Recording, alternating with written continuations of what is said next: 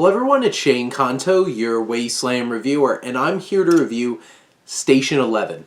And this is a new mini-series from HBO Max that is based off of the novel from Emily St. John Mandel and from creator Patrick Somerville.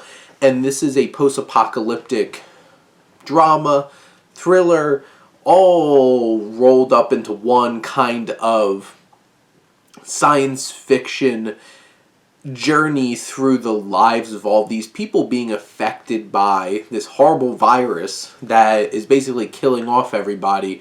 And what's left at the end is a world where few people are left, and who really focuses on a troupe of performers and actors that use acting and performance as a way to bring joy and happiness into this post-apocalyptic world.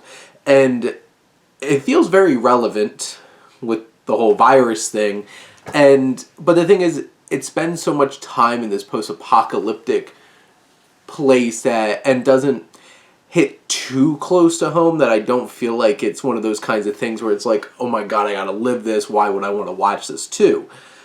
But you have acting and performing and the connection that you make in that way so deeply rooted in this series with different characters. Like Lori Petty plays the conductor of this troupe, and at the center you have Kirsten, who's our main character, played by Mackenzie Davis, and Matilda Lawler. I'll get to them in a second, but we see her and part of this troupe and putting so much value in the performance. And it's so interesting that in this futuristic world, so much of art is still permeating in this group of people, and they bring it all around to build connections with people.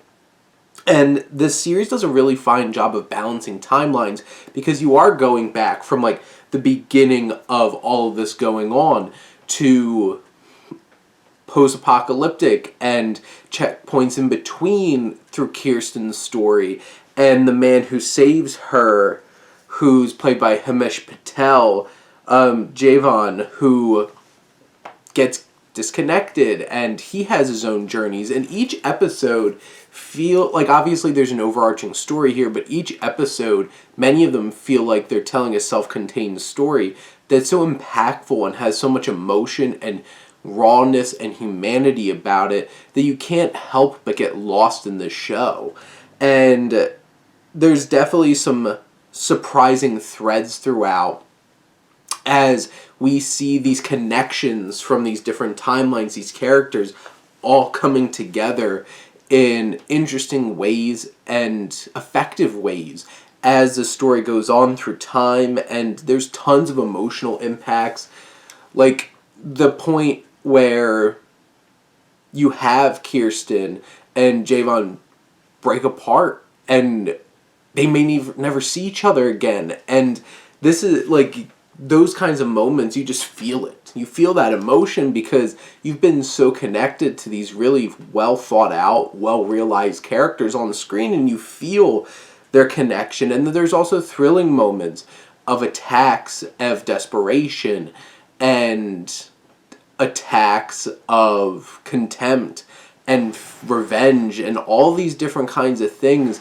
This show has a little bit of everything, and it does a little bit of everything so well that it all really comes together. And you have Mackenzie Davis and Matilda Lawler, who both give fantastic performances as Kirsten, as a young girl and a young woman. And what each of these actresses are able to do, bringing this character to life and interacting with their own personal struggles in the world that they now have to inhabit, it's so interesting and compelling. Himesh Patel gives a great performance. You feel for him. There's so much empathy there.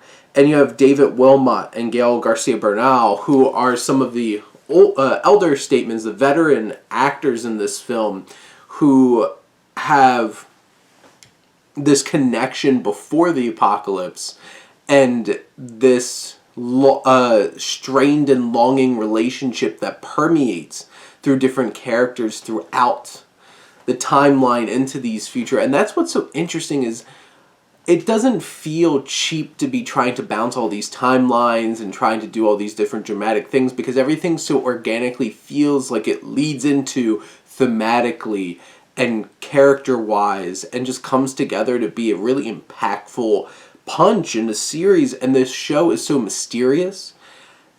Fate is so interesting in this, and how everything comes together.